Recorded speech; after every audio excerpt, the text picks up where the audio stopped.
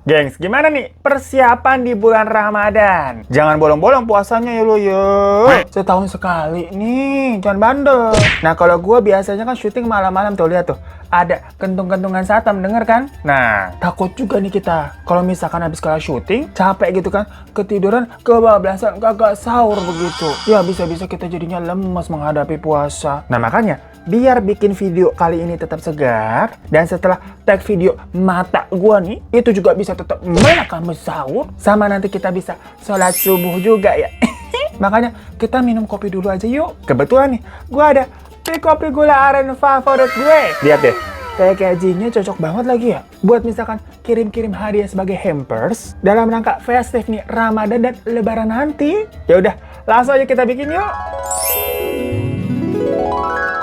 Kalian buka aja satu sachet kopi gula aren dan tuangin deh semuanya. Abis itu, seduh dengan air panas kira-kira seperempat gelas biar bubuknya ini larut semua. Kalau udah, aduk geng sampai merata. Setelah itu, biar tambah seger nih, kita kasih es batu ya gengs. Soalnya kopi gula aren ini tuh emang enak banget diminum dingin-dingin. Nah, ini nih ada satu resep rahasia buat bikin es kopi kekinian, yaitu tambahin susu UHT cair. Udah jadi deh, kopi gula aren yang rasanya paten bikin semua jadi pengen. Kopi gula aren lebih paten, lebih keren. Bener-bener rasanya loh seenak itu. Kalian wajib banget deh nyetok di rumah nih kayak gue. Karena kopi gula aren ini itu lagi promo beli 2 gratis 1. Apalagi ini kan ada kemasan hampers edisi Ramadan, jadi bisa buat dikasih-kasih ke orang-orang tuh biar lebih semangat lagi puasanya. Ya udah, kopinya udah jadi. Sekarang kita lanjut ke ceritanya sampai subuh ya kita. So gengs, cerita di awal Ramadan ini itu datang dari teman kita namanya Nana. Ini mohon maaf ya, kita lepas jaket habis panas, AC-nya rusak. Buset dah, rusak mulu perkara AC kayaknya ya. Nah pokoknya si Nana ini nih, itu dari mulai lahir, terus tinggal sampai gede, dia tuh katanya di daerah Tangkuban Perahu, Jawa Barat. Tapi sebenarnya bapaknya Nana ini tuh aslinya orang Chinese gengs. Terus ibunya itu asli Batak. Jadi cukup mix nih ya nih antara keluarganya ya. Dan Nana ini tuh sekeluarga beragama Kristen. Nah sebelum Nana lahir, bapak sama ibunya Nana itu udah tinggal di rumah yang nanti nih kita cerita ini. Dimana mereka itu beli rumahnya awalnya dari tanah kosong doang. Terus dibangun tuh sampai lantai 2. Ya jatuhnya berarti mereka ini menempati rumah baru ya. Dan selama tinggal di sana, bapak sama ibunya nih mengaku ya nyaman-nyaman aja kok. Cuma emang tetangga sekitar nih yang suka cerita aneh-aneh. Banyak yang bilang kalau mereka suka melihat penampakan-penampakan yang ada di dalam rumah tersebut. Kayak di depan taman nih ada sosok tinggi besar. Atau kadang kalau orang lewat situ malam-malam dengar suara orang nangis. Sampai ada juga yang ngelihat penampakan kakek-kakek misterius. Pokoknya hal-hal serem mulu lah laporannya tentang rumah si Nana nih. Tapi balik lagi, orang tuanya slow-slow baik. Yang jelas sampai Nana lahir dan udah bisa mulai ngomong nih sekitar umur 2 tahun gitulah. Cuma memang Nana sendiri nggak inget ya. Dia waktu itu masih 2 tahun. Dia ceritanya cuma diceritain aja sama orang tuanya. Nah katanya si Nana ini suka bilang kayak, ya itu ada harimau di atas. Atau, mah kok ada kakek-kakek di tangga? Jadi bagi kedua orang tuanya si Nana ini itu cukup membawa ketakutan sendiri ya. Kalau udah ngomong hal macam begitu kan anak kecil kayak, lu ngeliat apa nak? Ya apalagi pas kecil katanya si Nana ini juga bandel banget. Susah diatur gitu kayak, wih kesana kemari kayak ada yang ngajak main gitu gengs. Cuma kalau dilarang nih, wah ngambek dia, tantrum. Padahal setelah besar Nana ini tuh katanya kalem-kalem baik kok. Gak mungkin kalau kecilnya dia nih kayak ngereok gitu kalau tidak karena sesuatu. Ya, Nana pakai maksud lo nyala-nyalain setan begitu. Perkara kecilnya katanya lu bandel. Bandel emang bandel aja. Coba cek umur lu ada 2 apa 1. Ya tapi bukan tanpa alasan juga ya si Nana nih menyangkut pautkan semua hal kepada setan-setanan. Karena memang setiap ada yang nginep di rumah, mereka rata-rata pada ketakutan gengs. Karena se-ekstrim itu gengs gangguannya menurut orang-orang yang di luar keluarga inti. Saudara-saudaranya itu mengaku melihat penampakan di rumah itu. Tapi si keluarga intinya ini, Nana, bapak sama ibu nggak pernah ngeliat apa-apa. Makanya orang tuanya Nana itu hanya selalu berpesan untuk katanya, jangan takut sama yang namanya hantu, sama yang namanya setan, karena kan ada Tuhan yang akan selalu melindungi. Ya template buat jangan orang tua. Ya udah, waktu pun berlalu sekitar tahun 2005, waktu Nana ini masih SD nih, masih kelas 5. Ibunya Nana ini tuh didiagnosis penyakit kanker, gengs. Sekeluarga langsung sedih ya pastinya ya. Apalagi saat itu ibunya juga baru melahirkan anak kedua alias adiknya Nana. Ya syukurnya sih waktu itu dokter masih bilang, masih ada kok harapan untuk hidup. Cuma ya harus rajin berobat, harus kemoterapi. Sambil terus berobat ke dokter nih, orang tuanya Nana juga terus berusaha melakukan pengobatan jalur alternatif. Mereka sempat katanya ada tuh di daerah Jababeka buat ketemu seorang pendeta. Dan di sana juga ternyata banyak tuh, ada bapak-bapak, ada cici-cici. Pokoknya yang Nana inget ya, karena waktu itu masih kelas 5 SD.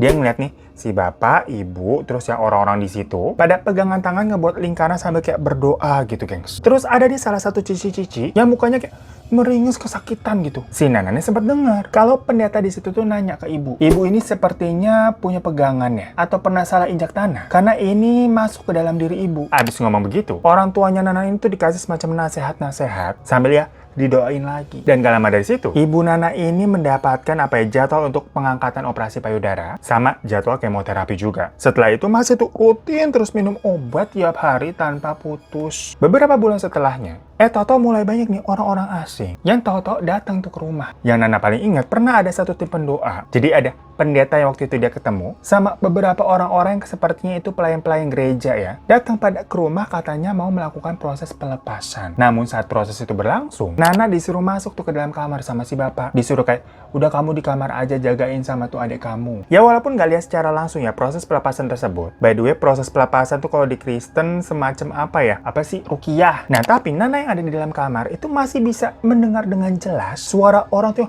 berdoa, nyanyi-nyanyi, melantunkan pujian-pujian. Terus nggak lama tahu-tahu ada suara orang yang nangis. Bahkan ada juga yang sampai muntah-muntah jadi kayak gitu.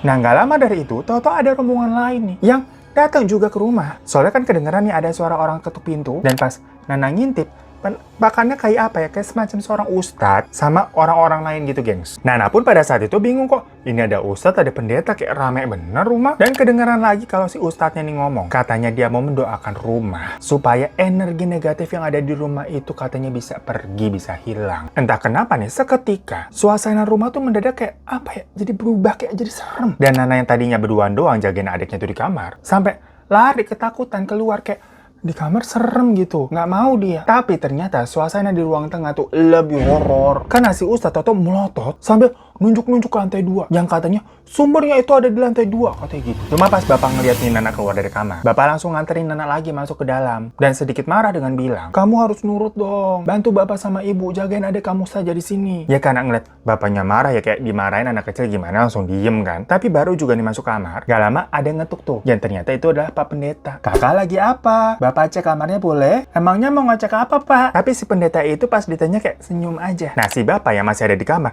ekspresinya langsung berubah jadi kayak langsung tegang sambil megangin Nana tuh di kasur tuh. Nah, si pendeta lagi kayak diem gitu kan baca doa. Tahu-tahu dia kayak sempoyongan oleng jatuh. Jadi sampai terjebak ke tanah gitu, kayak gemetaran kayak orang ayan. Nah panik lah si bapak ngeliat gitu. Nana juga ketakutan, namanya anak kecil ngeliat, itu kenapa sih Pak Pendeta? Bapak teriak kayak, tolong, tolong, tolong. Sampai Pak Ustadz sama beberapa orang lain nih masuk nih ke kamar nih. Tapi pas Pak Ustadz masuk nih, ekspresinya langsung kayak kaget lagi. Sambil bilang kayak, astagfirullahaladzim gitu.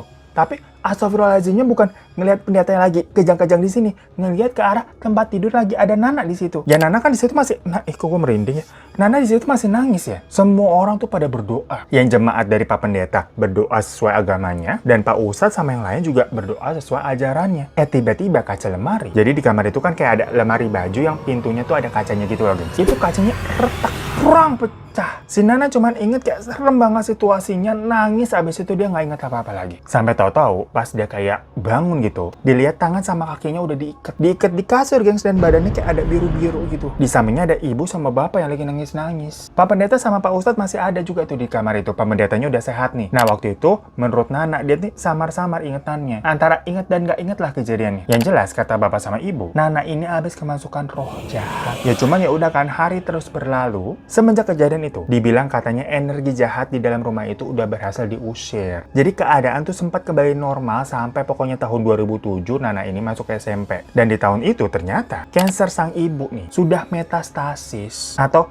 menyebar ke paru-paru sampai stadium 4, gengs. Jadi memang katanya istilah metastasis itu adalah penyebaran kanker dari tempat awal ke tempat lain di dalam tubuh. Yang padahal kan konteksnya sang ibu ini udah rajin minum obat ya. Udah kemoterapi juga sampai rambutnya banyak yang rontok. Dan mencoba beberapa pengobatan alternatif pun juga dilakukan. Ya namanya juga usaha ya gengs ya. Namun takdir berkata lain. Bukannya penyakitnya berkurang, tapi malah terus menyebar dan bertambah. Cuma yang aneh nih, menurut prediksi dokter, sama denger-denger dari pengalaman orang-orang yang ada di rumah sakit itu, pasien juga ya. Ya sama nih, paru-paru stadium 4. Dibilang kondisinya biasanya kalau mengidap seperti itu akan sangat drop dan bakalan sering bolak-balik masuk rumah sakit lah. Namun kenyataannya sang ibu, ya emang sih beberapa kali bolak-balik rumah sakit iya. Tapi kalau udah keluar dari rumah sakit, beliau masih kuat tuh mau ngapain, ngepel, ngusir kamar mandi, nyetrika ini itu. Nggak mau diem, pokoknya maunya kerja, melakukan pekerjaan rumah tangga terus. Ya udah lanjut lagi di tahun 2018. Kondisi ibu akhirnya semakin ngedrop juga. Di situ posisinya kondisi rambutnya juga udah full botak. Terus beberapa bagian tubuhnya juga udah mulai membengkak. Sama ada bekas memar-memar yang katanya itu memang efek kemoterapi. Nah di bulan-bulan pasang ibu lagi ngedrop-ngedropnya nih, datanglah ini ada tahu-tahu pendeta tapi ibu-ibu dari Papua yang katanya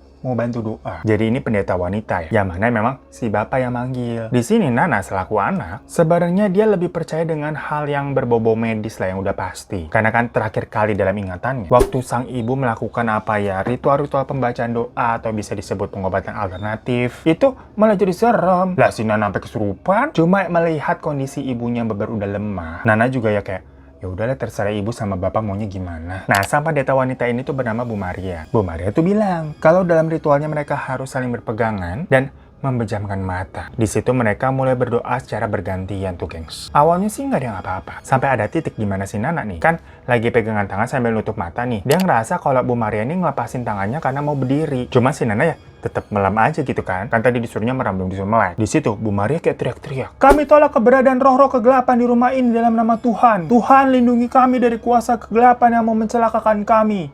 Kami usir kau dalam nama Tuhan." Tapi habis itu suara Bu Maria kayak kecekik kayak gitu. Nana denger nafasnya kayak, kenapa ini nih? Kenapa Bu Maria nih? Gak berhenti-berhenti soalnya kayak terus burak jatuh. Yang otomatis Nana sama bapak ya melek lah. Ternyata bener pendetanya jatuh, gengs, pingsan di lantai. Setelah dikipas-kipasin kan gitu kan, ditunggu beberapa lama, dikasih inhaler, bangun tuh Bu Maria tuh. Dia bilang katanya dia sempat dicekek dan mau ditarik ke dunia tak kasat mata sama sosok jahat di rumah itu. Bu Maria bilang sosok itu telah datang lagi setelah sebelumnya katanya dia pernah diusir, dan kali ini dia menjadi sosok yang lebih pemarah dan dendam sehingga susah untuk disingkirkan lagi. Dan Bu Maria akhirnya juga bilang solusi yang lebih baik adalah Nana dan sekuar ini kalau bisa pindah aja dari rumah ini. Cuma ya lagi-lagi ya, kalau dari sisi Nana nih, dia kan tidak terlalu percaya dengan hal-hal seperti itu. Walaupun katanya dulu dia pernah kesurupan, tapi dianya sendiri kan nggak ngerasa, nggak ingat waktu adegan kesurupannya dia ngapain gitu, nggak tahu. Bener nggak sih dia kesurupan? Nah sedangkan kalau dari sisi bapak dan ibu, pindah rumah itu nggak segampang itulah. Apalagi uang tabungan mereka sudah banyak terpakai, banyak keluar untuk pengobatan sang ibu nih. Ditambah kebutuhan sekolah Nana ini lagi besar-besarnya, belum lagi adanya Nana juga. Jadi untuk option pindah rumah ya nggak bisa semudah itulah. Mereka beli rumah itu dari tanah kosong dan ngebangun loh. Bukannya ini dia ngontrak terus bisa pindah kapan aja, kan nggak gitu ceritanya. Nah anehnya semenjak kedatangan Bu Maria tadi, Nana ini juga baru merasakan kalau hawa rumahnya berubah seketika, yang mana menjadi lebih pengap dan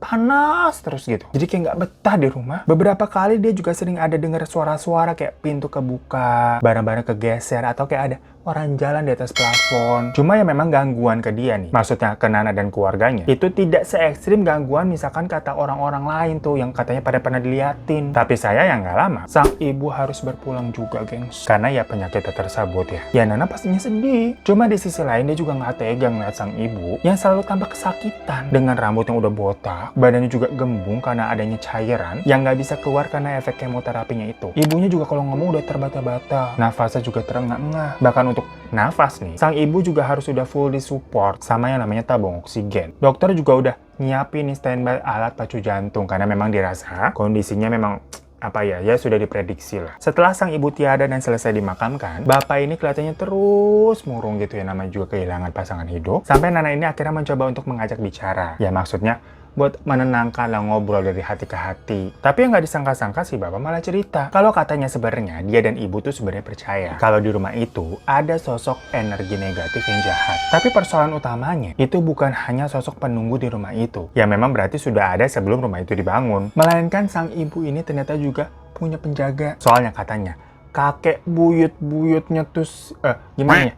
Kakek buyutnya ibu, pokoknya jauh gitu ya. Semacam dulunya nih dukun putih yang bisa bantuin orang di sekitarnya. Nah, setelah sang kakek buyutnya itu meninggal, penjaga milik beliau itu diwariskan ke anak cucu nih. Karena memang sang penjaganya itu katanya kayak apa ya, udah komitmen gak bisa pergi dari garis keturunannya si kakek ini. Nah, hal itu juga memang sudah dibicarakan nih di keluarganya ibu secara gamblang. Dikira mereka penjaga kakeknya ini tuh baik, tapi ternyata dibilang baik juga enggak, gengs. Karena memang penjaga itu membuat seseorang ini tuh apa ya, terlindungi, bisa disegani, dan hidupnya akan terasa mudah menggapai hal-hal duniawi. Cuman sebagai gantinya, orang yang diikuti sama si penjaga ini akan diserap energinya. Makanya kalau ditarik benang merah nih, memang keturunan yang katanya diikuti sama si penjaga ini itu rata-rata umurnya nggak panjang. Jadi di awal, semua proses pelepasan yang dilakukan sama pendeta, sama doa-doa yang dilakukan sama ustadz di rumahnya Nana tempo dulu, itu tujuannya ada dua, yaitu untuk mengusir energi jahat di dalam rumah si sosok yang memang penunggu rumah yang jahat nih, dan juga untuk melepas penjaga dari sang ibu, biar ibunya ini bisa bertahan hidup. Karena di sisi lain, si penunggu rumah sama sosok penjaga ibu itu bentrok, yang membuat kondisi sang ibu terus-terusan melemah. Cuman ternyata sekalipun sosok penunggu jahat ini udah diusir, udah keluar dari rumah, penjaga sang ibu itu kan ternyata bukan sesuatu yang baik anyway. Ya makanya waktu katanya si sosok jahat dari penunggu rumah ini udah nggak ada, kondisi ibu ini juga tidak membaik. Sampai tahu-tahu sosok penunggu rumah itu datang balik lagi dengan membawa dendam nih. Karena sempat diusir, ya kondisi ibu ini langsung drop dan akhirnya meninggal. Masalahnya setelah ibunya Nana meninggal, gak ada yang tahu nih penjaga yang tadi tuh ngikutnya kemana. Secara kan katanya akan terus ngikutin garis keturunan. Dan semenjak ibu udah gak ada, rumah nih baru benar-benar terasa horornya. Awalnya tiap malam, Nana ini suka mendengar, ini mulai mendengar ya, barang-barang tuh pada jatuh. Atau yang paling kayak, duh ini gak enak banget sih emang. Dengar kayak suara ibu batuk-batuk yang memang persis kayak semacam almarhumah waktu masih hidup. Jadi Nana ini tuh masih sering ngerasa kalau sang ibu ini masih ada di rumah. Soalnya ada kejadian yang paling aneh nih. Pernah pagi-pagi, tahu-tahu di meja makan ada yang buatin 3 teh cangkir hangat. 3 teh cangkir hangat. 3 cangkir teh hangat. Yang mana konteksnya semua orang di rumah itu baru pada bangun dan saling tanya kayak, siapa nih yang buat siapa? Bukan saya begitu. Nah memang semasa hidup, si ibu ini selalu nyiapin teh hangat kalau pagi-pagi buat seluruh anggota keluarga. Cuma lagi-lagi gangguannya masih seperti itu lah, gengs ya. Gak ditampakin secara langsung nih. Jadi ya udahlah, toh mereka masih tinggal di rumah tersebut. Intinya mereka ini mau berdamai atau beradaptasi dengan situasi rumah yang kadang merasa kayak masih ada ibu nih beraktivitas di sekitar rumah mereka. Sampai akhirnya bapak nih memutuskan untuk menikah lagi dengan janda anak satu, namanya Bu Rima. Ya karena memang sepeninggalan sang ibu, bapak kan terlihat murung terus tuh kayak orang kehilangan arah, gak punya semangat hidup gitu. Jadi Nana ini berpikir ya apapun yang membuat bapak happy ya udahlah. Toh bapak ini jatuhnya bukan selingkuh, ibu kan emang udah gak ada. Dan bapak nemenin ibu terus kok sampai saat-saat terakhir, selalu setia. Nah Bu Rima ini kan tadi janda anak satu tuh punya anak namanya Giselit masih umur 4 tahun. Jadi Nana berasa punya 2 adik nih. Tapi ternyata malah petaka pun makin jelas dari situ, gengs. Di hari pertama aja, waktu Bu Rima sama Jesselyn pindah ke rumah mereka nih ya, udah tinggal bareng bersama. Malam harinya si Jesselyn ini lagi tidur tahu-tahu jalan sendiri, jadi semacam sleepwalking sampai jalannya ke taman belakang coba. Untung aja waktu itu dilihatnya sama Bu Rima. Ya langsung dimasukin lagi Jesselyn ke kamarnya. Ya cuman itu kan dikira kenapa aja doang yang namanya anak kecil ya. Namun ternyata hal itu terus berlanjut setiap malam. Bener-bener setiap malam non-stop, si Jesselyn pasti kalau tidur sleepwalking. Masalahnya sebelum pindah ke situ, si Jesselyn ya 4 tahun antang-antang baik jadi anak, gak pernah kayak begitu. Dan sleepwalkingnya tuh jalannya selalu ke arah taman belakang. Sedangkan si bapak sebagai kepala keluarga ya mungkin panik ya. Dia juga gak tahu harus berbuat seperti apa. Yang ada malah jadi kayak marah-marah dan memaksa Jesselyn untuk melawan sleepwalkingnya tersebut. Ya maksudnya ini anak umur 4 tahun. Disuruh lawan gimana sih maksudnya? Orang lagi tidur kan juga gak nyadar. Yang ada anak kecil dimarahin begitu, yang nangis doang udah. Nah si Nana nih yang udah tambah dewasa sekarang, udah remaja ya di sini ya, mencoba kayak mencari solusinya gimana nih. Makanya malam-malam dia tungguin dia tuh di depan kamarnya Jesselyn. Kalau ini malam si Jesselyn keluar lagi dari kamar sleepwalking, mau dilihat emang ngapain sih dia terus ujung-ujungnya kalau di taman belakang emang mau ngapain. Karena kan sebelum-sebelumnya selalu akhirnya digendong lagi ya masuk ke dalam kamar. Di situ Nana juga udah bilang sama bapak sama Bu Rima kalau mau memperhatikan Jesselyn ini nanti Nana aja yang ngurusin. Ditungguin sampai jam 12 nggak ada apa-apa. Jam 1 masih sama. Sampai ya Nana juga kayak, duh ngantuk juga nih. Kayak kita juga sekarang agak ngantuk ya. Kita minum kopi dulu deh. Nah sampai jam 2 baru nih pintu kamar kebuka. Dan Jesselyn bener nih, keluar matanya merem gitu sambil jalan gitu kan. Lancar banget gengs jalannya, kagak pakai nabrak-nabrak. Sampai Nana heran ngeliatnya ini anak beneran tidur apa enggak, kok lancar bener jalannya. Diikutin terus tuh si Jesselyn tuh, sampai dia buka pintu kaca ke taman belakang. Bayangin, orang tidur bisa-bisanya dia buka pintu gitu loh. Dan pas sampai ke taman belakang, si Jesselyn dilihat duduk aja di rumput diem. Udah diem dong gitu kan. Ada kali 15 menit, si Nana ngeliatin gitu kan dari pintu kaca nih, ngapain sih nih anak nih, mau ngapain gitu. Dapat duduk doang, terus ya gimana ya, ngapain itu orang tidur kok duduk. Tapi tahu-tahu nih pas lagi ngintip-ngintip gitu kan dari belakang kayak ada suara orang gelatakan gitu di dapur, macam kayak orang ngambil gelas terang gitu lah. Nah si Nana lagi nempel di pintu kaca gitu kan, nengok, oh ibu emang lagi mau bikin minum. Dalam hati kayak, ya haus sekali kebangun malam-malam. Nana merhatiin lagi tuh Jesselyn kan, nungguin nih anak ngapain. Tapi bentar deh, hah? Ibu? Kan ibu udah meninggal. Nengok lagi, udah gak ada siapa-siapa. Dan pas nengok ke arah Jesselyn, posisinya nih si Jesselyn udah berdiri ngadep ke arah Nana tapi matanya merem. Dan di samping belakangnya sini ada sosok ibu yang berdiri sambil senyum ke Nana sambil megangin Jesselyn, gengs. Nana yang kaget langsung lari ke kamarnya bapak sambil teriak, Papa. Ya bapak sama Bu Rima kaget dong, bangun kayak, kenapa? Itu ibu sama Jesselyn di taman. Hah? Maksudnya gimana? Semuanya nih pada lari, yang ternyata Jesselyn posisinya udah lagi tiduran tuh di rumput. Bu Rima langsung ngambil gendong si Jesselyn. Kaget. Satpam lagi, ya udahlah. Tuh, kemarin ada yang komen katanya emang itu tugasnya satpam kentong-kentong biar ketahuan mereka ini lagi bertugas begitu. Siapa? Gak apa-apa, udah kentong-kentong aja. Jadinya kita melek lagi nih ya. Nah, Bu Rima langsung ambil tuh gendong tadi ya, gendong Jesselyn terus balikin ke kamar. Nana yang masih gemeteran ngelihat sosok penampakan jelas banget tadi itu ibunya, cerita dong ke bapak. Beneran kaget lagi. Jadi kita tungguin dulu biar nggak kaget. Udah nih, aman nih kayaknya nih. Kita nggak di-prank kan? Oh, ketok 2 kali karena jam. Bener gengs, itu jam 2. Tuh. Kok ketok lagi tapi jam 2 apa jam 3 loh? Sekarang jam 2. Mau sahur kali dia sekarang, bodo amat ya. Tadi sampai mana tuh? Nana cerita tuh ke bapak tuh. Ya si bapak denger antara percaya dan nggak percaya ya. Sama ceritanya Nana kayak, ya masa kan ibu hidup lagi, udah meninggal. Namun dari situ, Nana nih makin mulai tuh rajin berdoa, rajin ibadah dan baca Alkitab. Karena ya dia akhirnya ngeliat penampakan sejelas itu ya, dia tahu ibunya nggak ada, nggak mungkin hidup lagi. Jadi gangguannya kali ini udah jelas ya. Nana juga udah di level yang bener-bener ketakutan. Tapi ternyata semakin rajin Nana berdoa, satu rumah nih malah sering diganggu. Adiknya Nana tuh, namanya Naya, bilang katanya ngelihat ibu di kamar mandi. Sampai Naya juga ketakutan, dia tahu ibu udah nggak ada. Sementara Tante Rima, itu katanya sering banget tau mimpi didatengin sosok almarhumah. Sampai kayak selalu bangun terengah-engah tengah malam gitu, gengs. Nggak pernah nyenyak tidurnya. Ketakutan kayak ngerasa ada yang ngawasin dia lagi tidur. Nah, satu rumah ini udah merasakan gangguannya, cuman si bapak doang nih yang kagak diganggu. Sampai Nana mikir, apa iya tau-tau ibu neror, tapi kenapa? Apa salah kita? Apa karena bapak kawin lagi tapi maksudnya si Nana nih nggak ngehalangin? Ya kan ibu juga udah nggak ada. Tapi kalau iya bener begitu, kenapa nerornya nggak ke si bapak? Kan ini ke bapak. Nah kenapa kita jadi emosi? Puncaknya adalah yang emang bener-bener Nana nggak bisa tolerir lagi nih. Waktu dia lagi tidur. Nih gue sebenarnya agak takut, tapi katanya bulan Ramadan pada dikurung ya. Udah kita nggak apa-apa ya ngomongin yang begini-gini nih. Pas Nana lagi tidur, dia denger suaranya Bu Rima yang mau bangunin dia kayak, Nana bangun nah. Ya karena setengah sadar ya, masih kayak ngantuk-ngantuk kayak, kenapa Tante Rima gitu. Dia masih manggilnya Tante soalnya. Bangun Nana. Jelas banget itu suara didengar. Dan pas melek, ternyata itu sosok ibunya yang lagi duduk di kasur deket banget gitu mukanya.